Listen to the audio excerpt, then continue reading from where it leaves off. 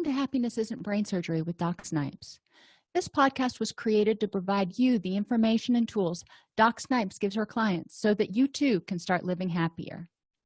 Our website, DocSnipes.com, has even more resources, videos, and handouts, and even interactive sessions with Doc Snipes to help you apply what you learn. Go to DocSnipes.com to learn more. Hi, everybody, and welcome to Happiness Isn't Brain Surgery, practical tools to improve your mood and quality of life.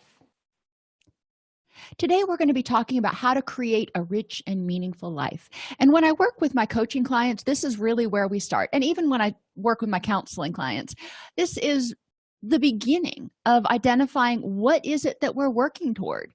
I mean, obviously, if I'm working with a counseling client and they're coming to see me because they're depressed, they don't want to be depressed anymore. Well, yeah, okay, I got that. But once you're not depressed, what are you going to be? What does it look like? What are we working towards? What kinds of things do you want to do that you're not doing now? What kinds of ways do you want to feel that you're not feeling now? And how can we make that happen? Recovery is not just about eliminating something. You have to put something in its place. So the first thing to figuring out what a rich and meaningful life looks like for you is to get honest about who and what is important in your life. And, we only have so much energy, and I'm going to talk about your energy bank account today. And I really want you to think about it that way. And, I'm really frugal when it comes to like actual money. So, this is an analogy that works really well for me. But every time you get upset about something, every time you don't get enough sleep, every time you choose to do something, you're using energy from that bank account and you're spending it. So you got to figure, what things are you willing to spend it on, and what things do you not want to spend that energy on, so you can save it to spend it on things that are truly important in your life. For example, getting upset over a story in the news, that's not going to do any good. I see my father-in-law doing it a lot. When he reads the news, that little vein in the side of his neck starts to pulse. And that energy that he's using, getting upset for a second, okay, maybe, but he stays upset and it sticks with him for a while. That energy he could be using to do something else that is going to bring him happiness and joy, instead of being upset over something that he has absolutely no control over. So we'll talk about that more in the coming weeks. But the first thing you want to do is ask yourself, if I woke up tomorrow and I was living a rich and meaningful life as I define it, what would it be like? So the first thing we're going to start out with, I just kind of go through it step by step, is emotionally. What does it look like when you're happy? So if you're depressed right now, or if you want to be happier, what is it going to look like? Because we need to be able to say, yes, you're happy now. Does it mean you enjoy getting out of bed? Does it mean, you wake up in the morning and you're energetic? Does it mean, what does being happy look like to you? And we know what it feels like as far as when we're feeling apathetic or depressed, we don't want to do anything. So, okay, being happy means that you really want to do things. I know when I go through periods where I'm a little blue, I'll wake up in the morning and I'll be like, I don't feel like getting out of bed today. Nothing is motivating me to really want to do it. But when I'm happy, when I'm energetic, when I'm excited about something, I wake up and I'm like, all right, let's get the day started. So I know that that's different. So I want to look over the course of a week and I want to say, 6 out of 7 days, I want to wake up and be happy to be awake and eager to get out of bed and get started with my day. And that's for me. We want to look at what it looks like for you. Once you define what it looks like when you're happy, and sometimes you need to go back and look over times when you were happy in the past. What was different? What was the same? Think about what makes you happy now. For me, I'll go online and I'll look at videos of bunny rabbits or cats or something.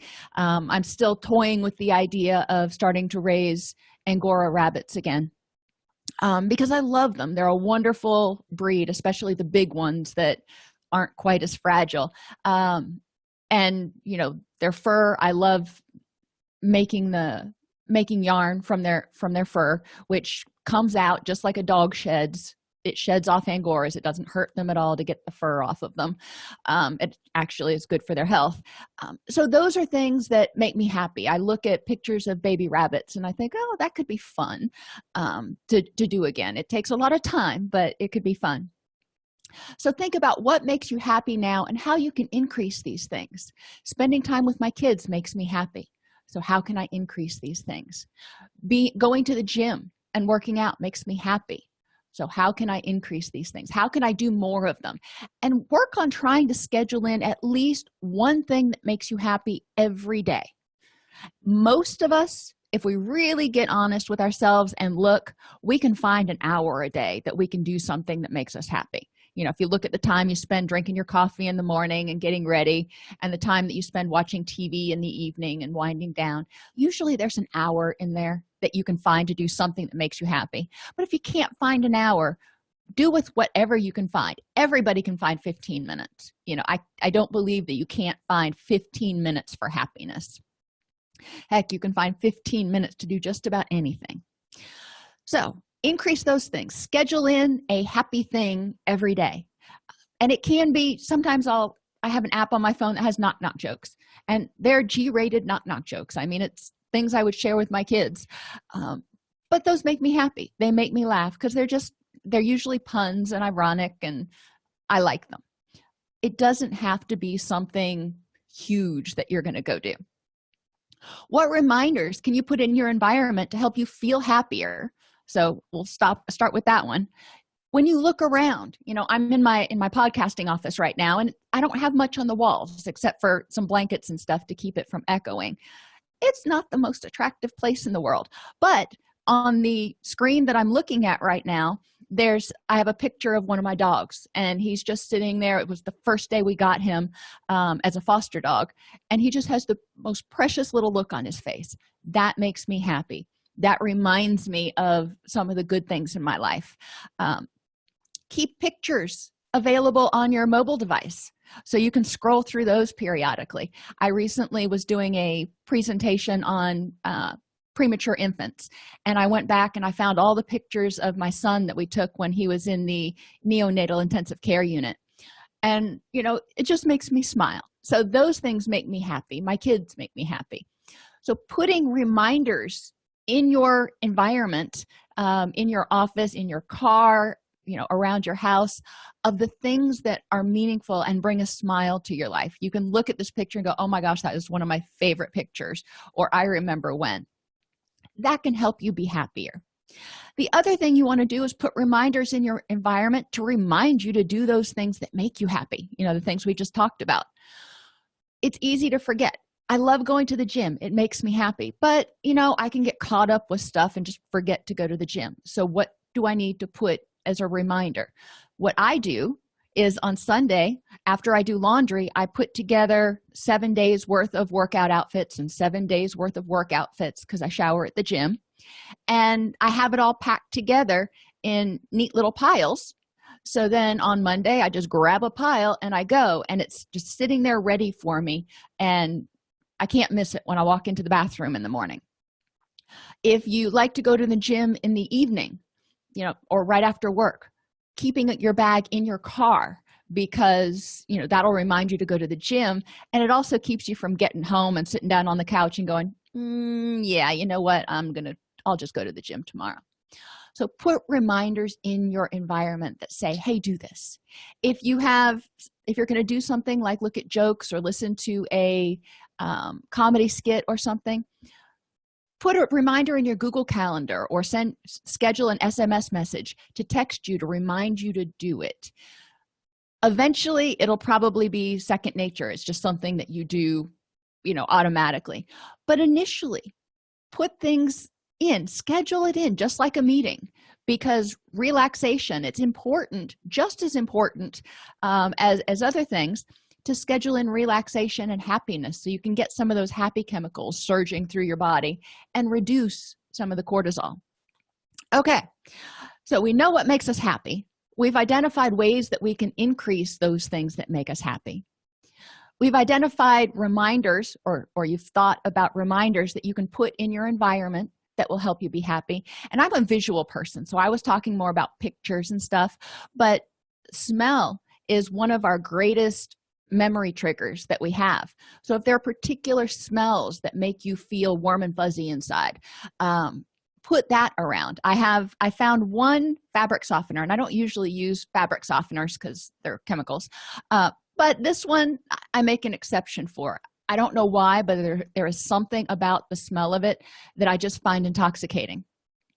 So I put a quarter cup of it in a 32-ounce spray bottle and added water for the rest of it, and I just mist my sheets with it a couple times a week, and it keeps that aroma in my room. So when I walk into my room, I'm just like, okay, time to relax.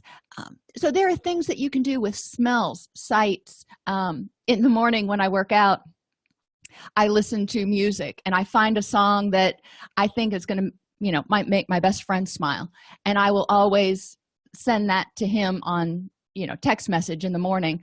So when he wakes up, because he works a later shift, so when he wakes up, that he opens his text messages and he has something that can make him smile in the morning.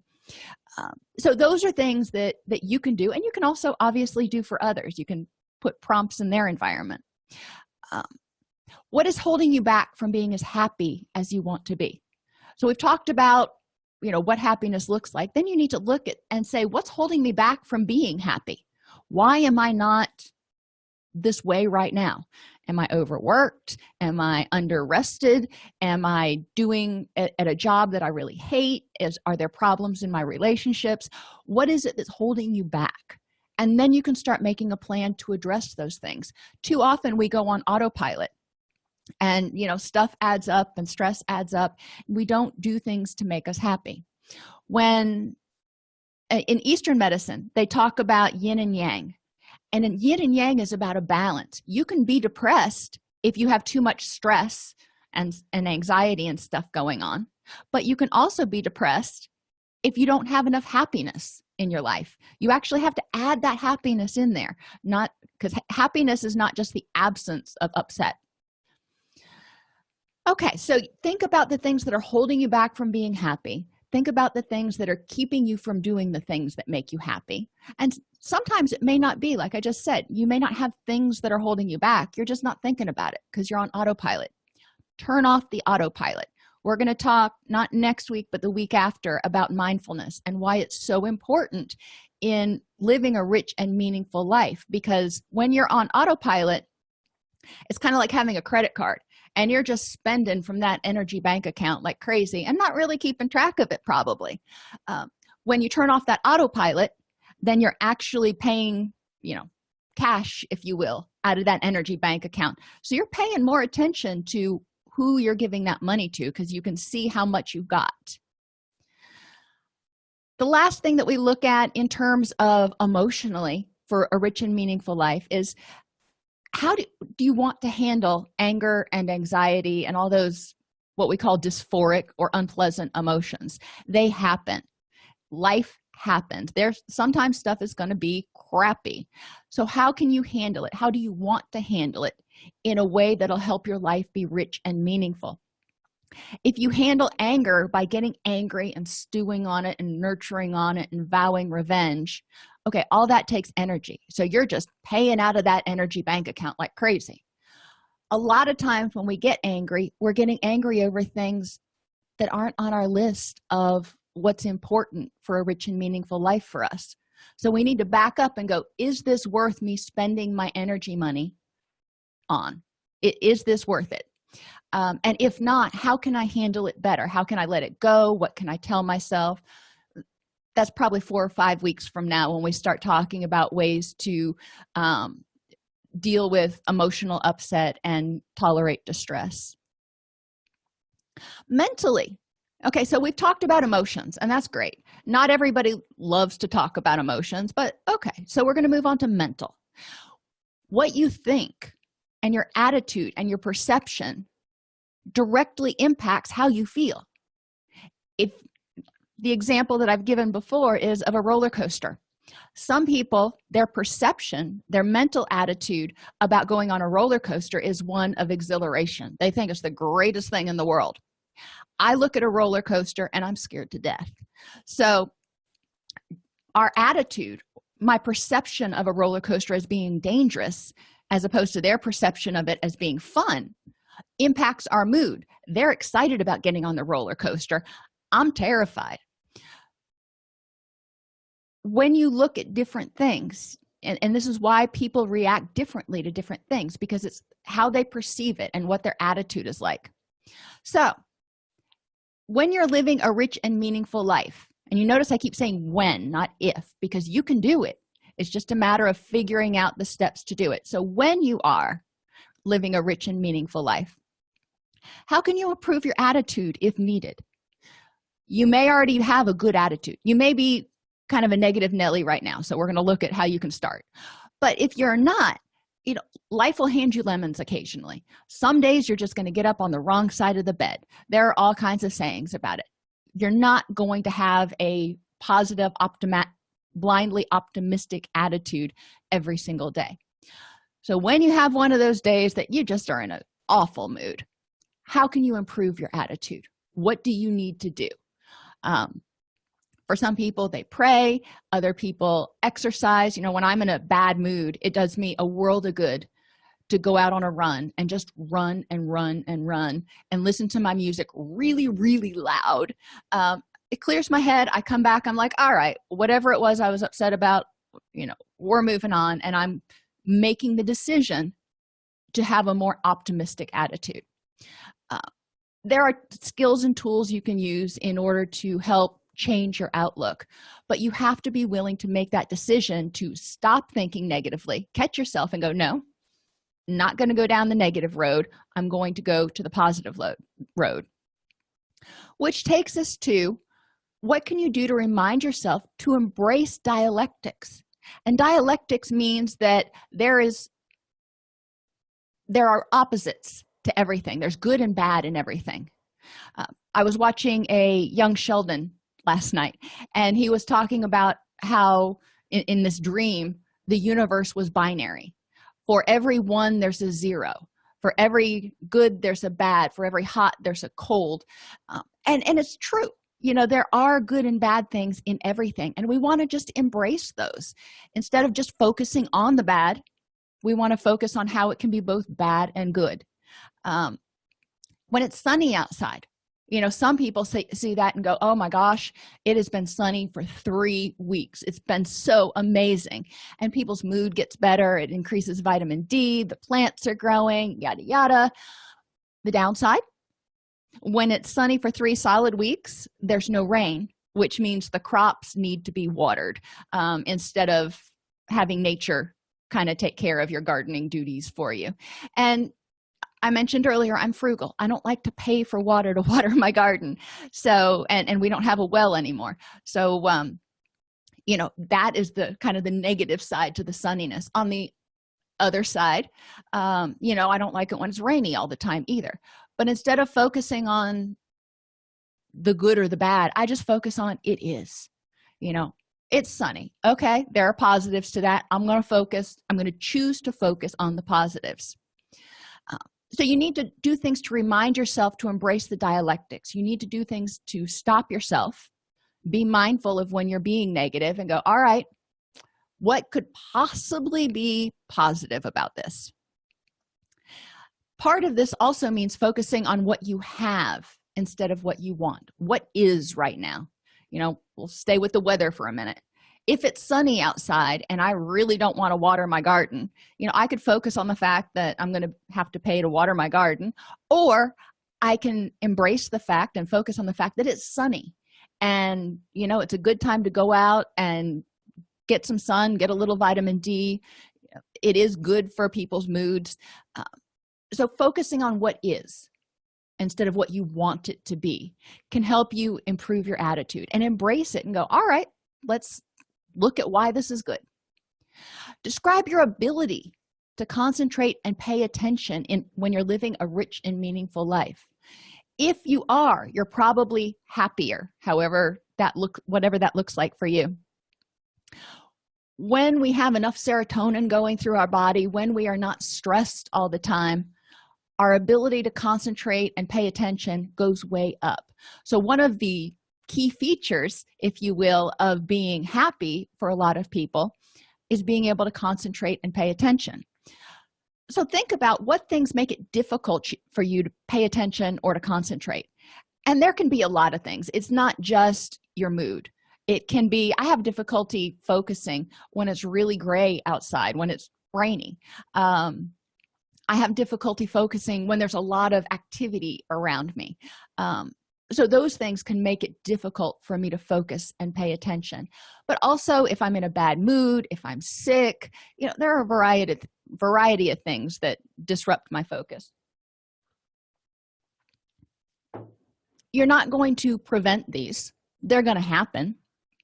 So how can you address them? So for example, if I have a big project that is going on that I need to get finished, I will shut my door so I'm not bothered by the comings and goings in the office. Whereas, normally I have my door open and I usually have Netflix going and something else. So it's important, if you notice that your ability to concentrate and pay attention is not there for some reason, you have ways to address it, because that will help you feel more empowered and continue to move towards your goals. The third thing you ask yourself as far as having a rich and meaningful life is, would you have any other knowledge? If so, what is it and how can you get it? Maybe you want to go back to school to learn to be to get your MBA, or to learn to be a vet technician, or whatever it is. Or maybe it's something smaller, like you want to learn how to cook better than you already do. So how do you get that knowledge? A lot of it you might, especially cooking, you can get on YouTube.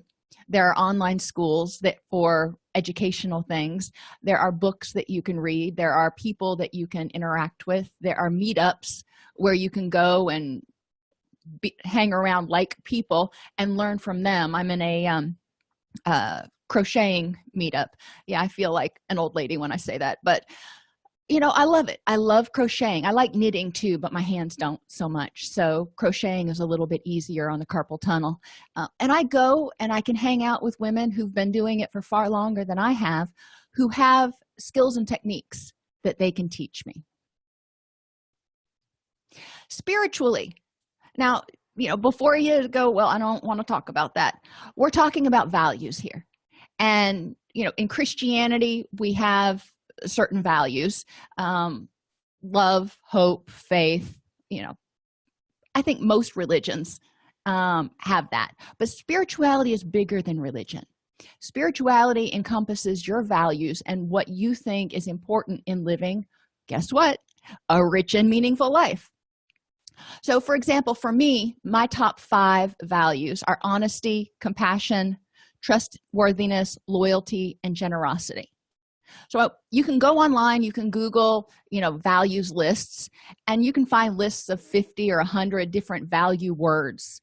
And you can choose from that list which ones are important to you.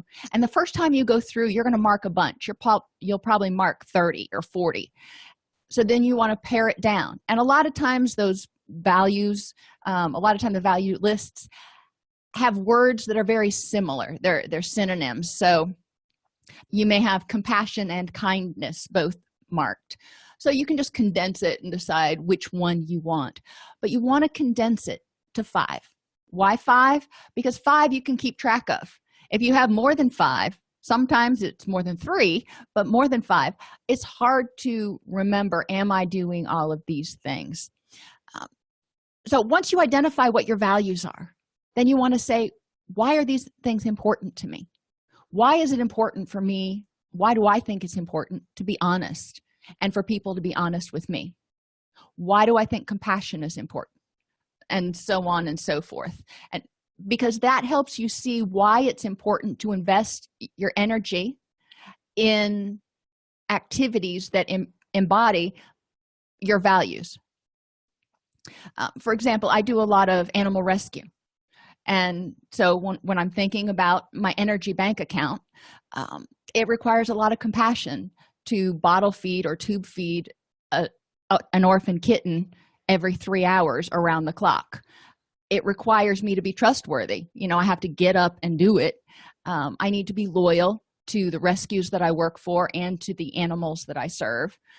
And it takes a certain amount of generosity, both in time and money, and energy, to raise orphan kittens, or even to foster adult cats. So these are things, and dogs, but we usually focus on cats. These are things that I consider when I choose activities that I'm going to do. Are these things that are going to bring out in me the values that I think are most important? What things, activities, relationships in your life support your values? So look around at everything that you're doing, what you're spending your emotional bank account on, your energy bank account on, and ask yourself, what things in my life am I happy to be doling out that energy to, and what things in my life would I rather not, so I can quit spending energy on that way I have more energy to put towards the things that are more important in my life. Look around and figure out which activities you want to get rid of, or things. And it can be things like the way you think or what you do. If being negative or is one of those things that takes a lot of your energy, or if social media takes a lot of your energy, or whatever it is, and you look at it, maybe you're one of those people who right now is almost obsessive about cleaning, and you sit back and you look and you go, you know what, having a spotless house really is not that important in the big scheme of things. I would rather have time and energy to spend with my children, or going out rock climbing, or spending time with my dogs, or whatever it is. And that's a decision you've got to make. But a lot of times you can look at your life and you can see places that you are draining your energy bank account. I don't want to say wasting, but you're draining your energy bank account when you could be saving that money or saving that energy and spending it on the things that are more important.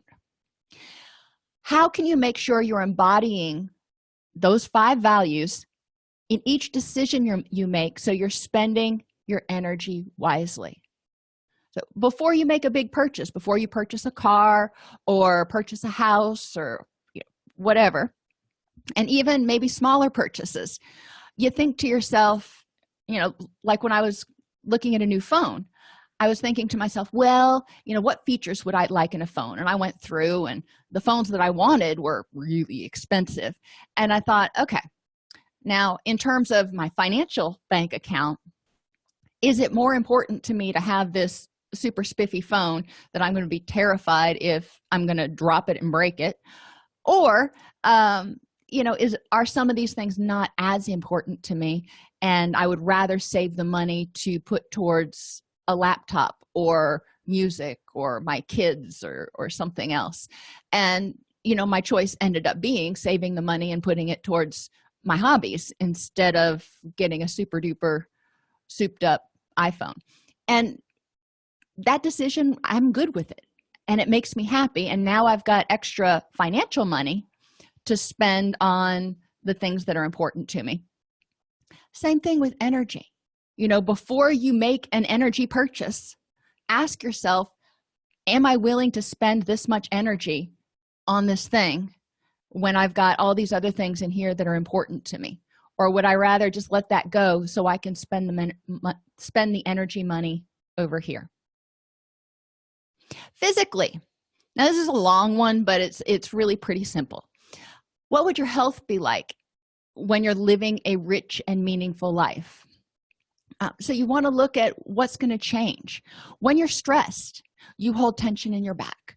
It prevents you from getting quality sleep. It can contribute to depression and weight gain and high blood pressure. And stress is just kind of an evil little thing. So when you're not stressed, when you're happy and living that rich and meaningful life, how is your health going to improve? Is there anything that needs attention right now? I mean, if you look at and you say, overall my health is pretty good, but I have this one thing over here. Okay, that might be something that needs attention. Now you got to think to yourself, do I care? Is this something that I'm willing to give attention to? And some people say yes, some people say no. And how can you maximize your health and wellness to get you to the place that is comfortable for you? Not everybody's going to want to be a triathlete. That's fine.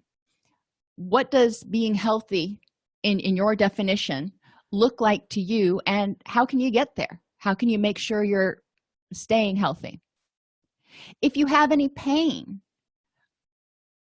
would that be resolved? And if so, how? You might have chronic pain from fibromyalgia, or other things. And when you think about pain, when serotonin goes down, when stress goes up, serotonin goes down. When serotonin goes down, pain tolerance goes down.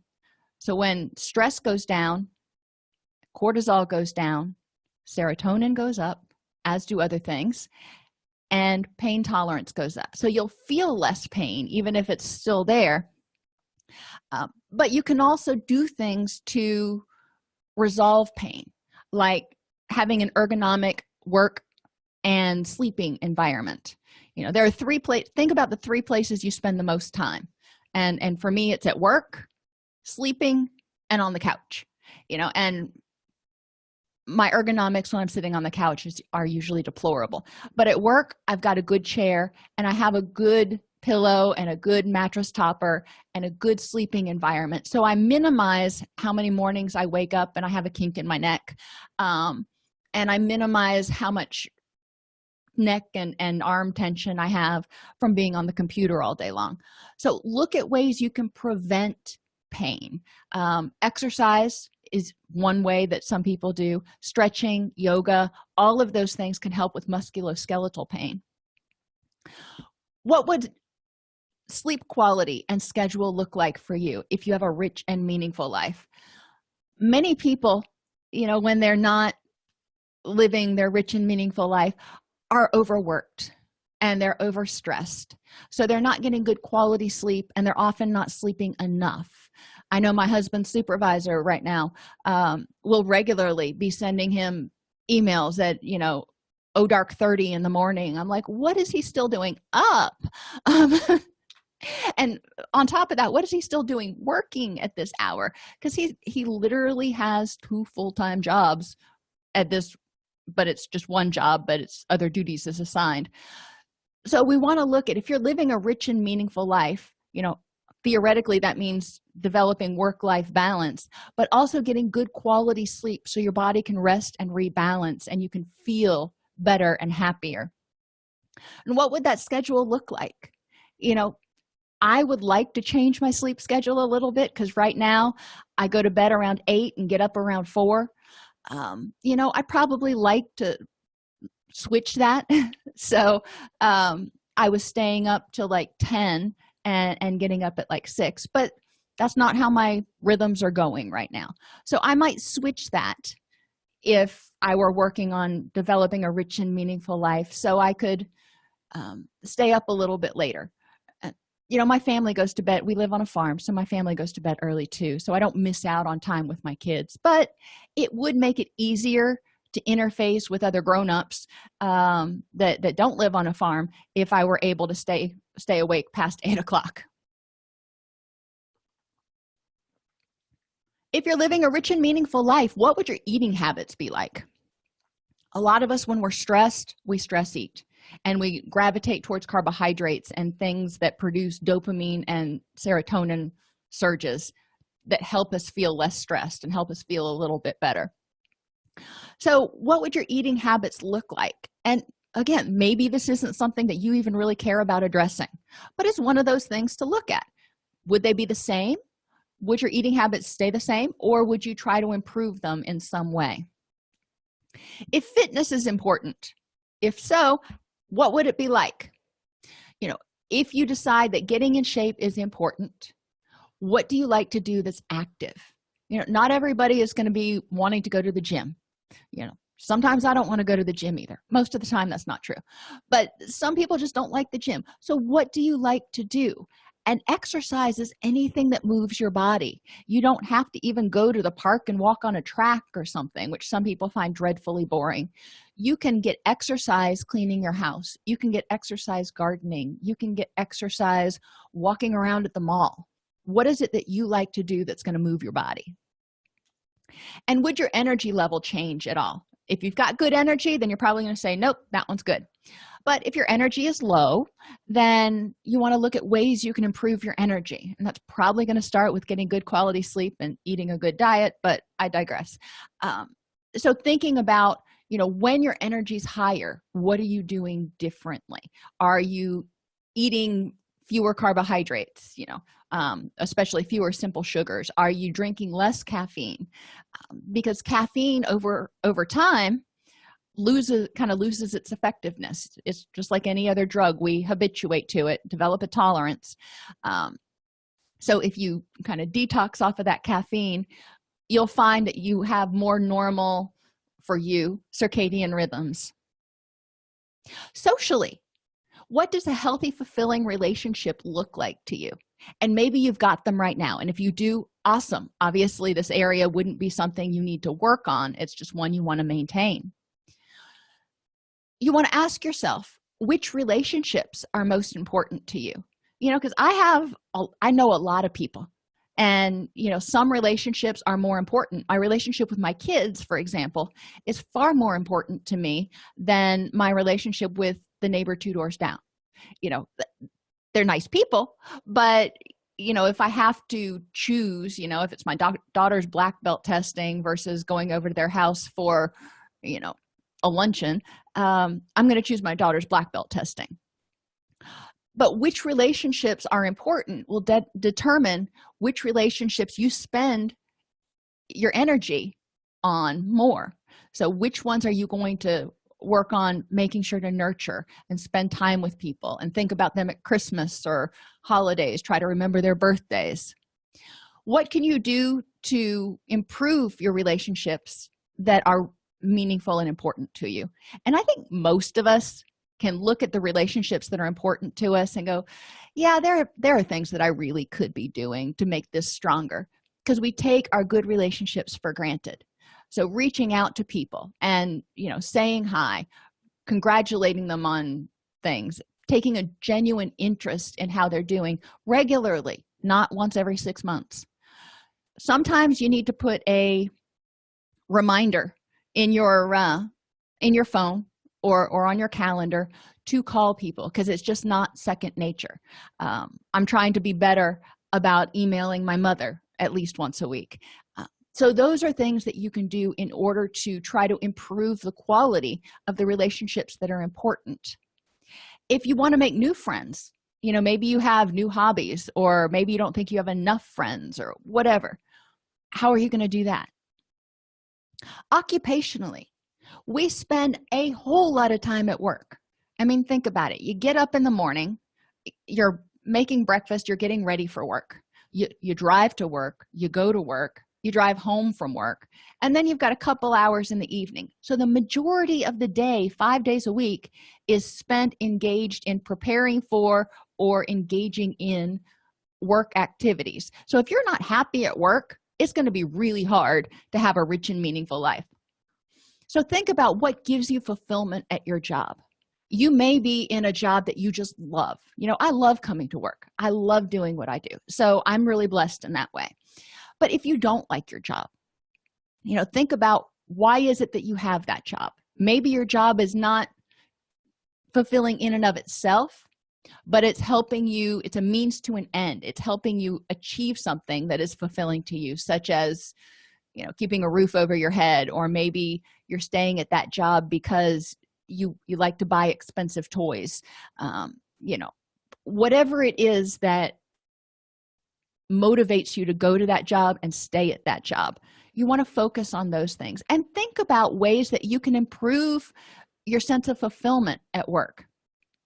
There was one job I had that my supervisor was a little bit challenging, and my husband pointed out one day, because I love coffee, even though I can only drink decaf now, I love coffee.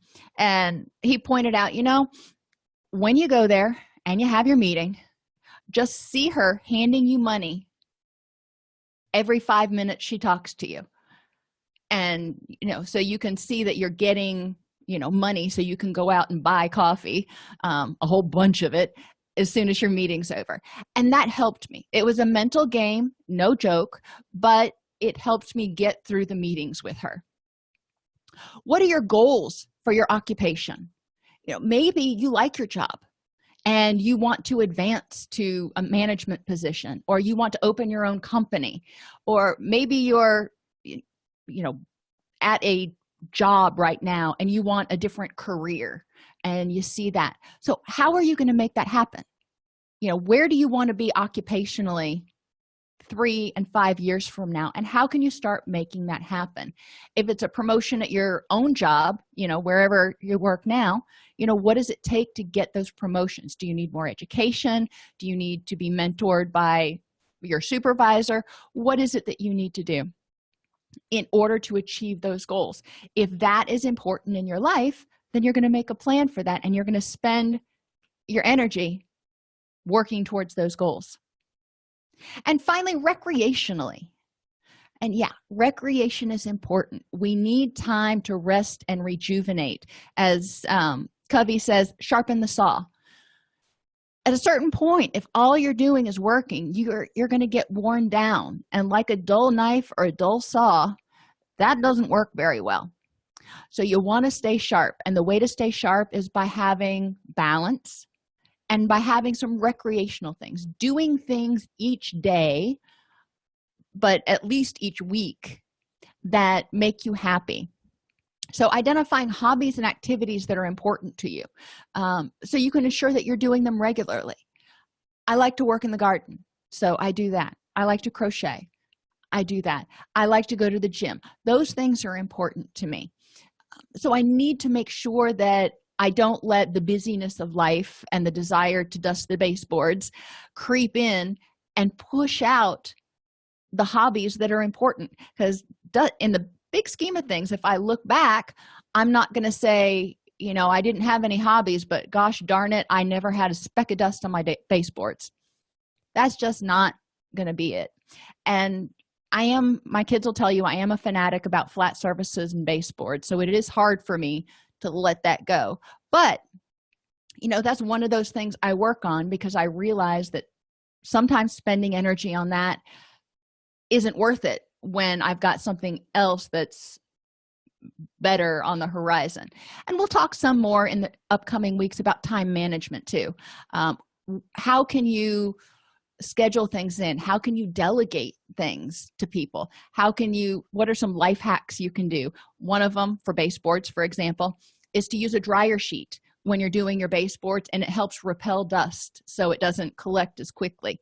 I mean, we've got 4 cats and 3 dogs in the house, plus all of the farm animals that, we go out to the barn, and I'm sure we bring in dander. So we've got a lot of dust in our house, and that helps a lot keep the dust off the baseboard. So I only have to do it once a month.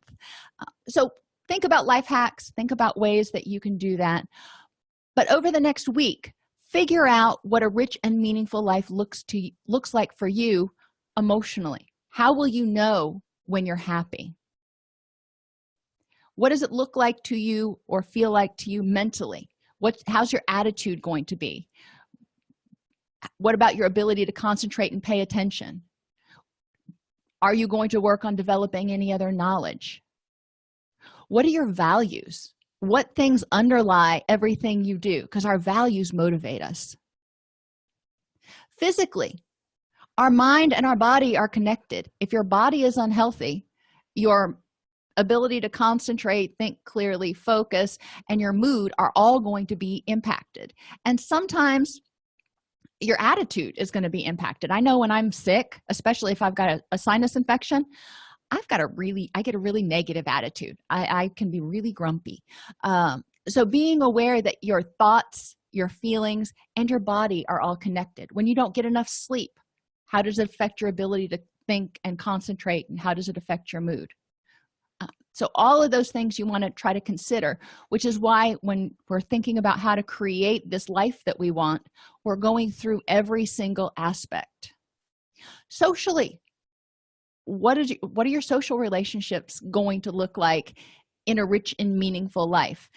Maybe they're great right now, maybe they need a little work. So if they're great, how can you maintain it? If they need work, what do you need to do? Occupationally, how can you make yourself hopefully enjoy your job, but if not, at least have a good attitude about being at work? And finally, what hobbies and activities are you going to schedule in so it's not all work and no play? Next week, we're going to talk about increasing motivation for making the changes to live a rich and meaningful life and addressing the fears that may be holding you back. When you go through that list, remember, some of those areas may be peachy keen in your life right now, and you're awesome with them. So you just want to focus on how to maintain those. For any that need to be improved, those are the things that you're going to work on making plans to improve them, so you're living with the least amount of effort to be happy and healthy. If you like this podcast, please subscribe on your favorite podcast app. Join our Facebook group at docsnipes.com/Facebook, or join our community and access additional resources, including once-a-week live chats with me, Doc Snipes, at docsnipes.com. Thanks. If you like this podcast but need additional help, for $15 a week, you can attend a live weekly video-based coaching group, access members-only worksheets and resources, and chat with Doc Snipes directly 7 days a week from 3 p.m. to 8 p.m. Eastern Standard Time. Learn more at docsnipes.com.